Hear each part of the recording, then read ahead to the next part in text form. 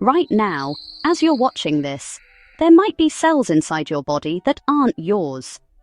They belong to someone else, someone you gave birth to decades ago, or maybe someone you lost before you ever got to hold them. This isn't poetry. This is biology, and it's about to blow your mind. Let's start with what you think you know. The placenta is a filter, right? It lets oxygen and nutrients through to the baby while keeping everything else separate. Mother and child. Two distinct beings sharing space for 9 months. Except that's not quite true, as a part of your baby might be living inside you years after they are born. As early as 4 to 7 weeks into pregnancy, something extraordinary begins. Fetal cells, actual living cells from the developing baby, start crossing the placenta and entering the mother's bloodstream.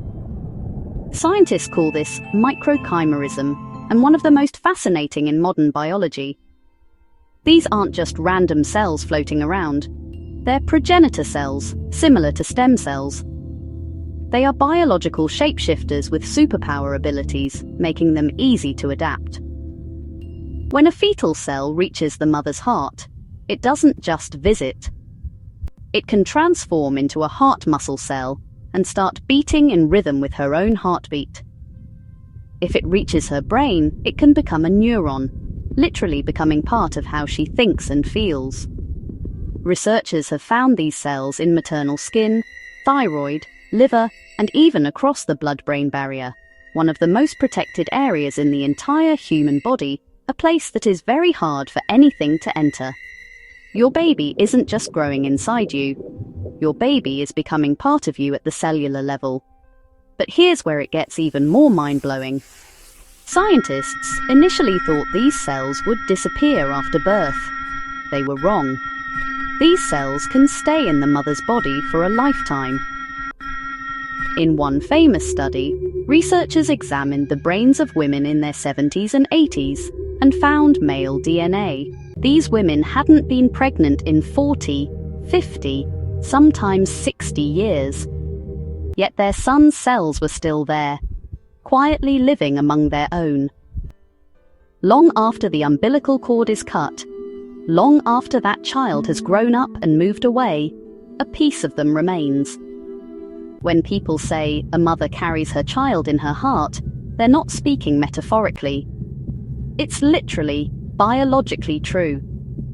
So what are these cells actually doing? Some scientists believe they function as a repair crew.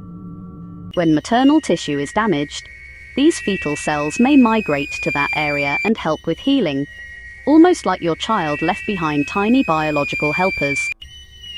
But science rarely gives us simple answers. Some researchers have found evidence that these foreign cells might occasionally confuse the mother's immune system. Are these cells helpful or harmful? The answer might be both. We're still figuring it out. And here's something that brings both comfort and heartbreak. Even if a pregnancy ends in miscarriage, ectopic pregnancy, or abortion, the mother still retains those fetal cells. Researchers have found that the concentration of fetal cells in the mother's blood can temporarily spike during a pregnancy loss.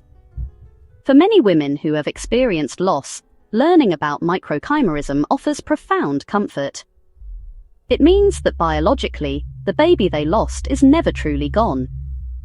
Their cells live on in the mother's heart, brain, and tissues, often helping to heal her body.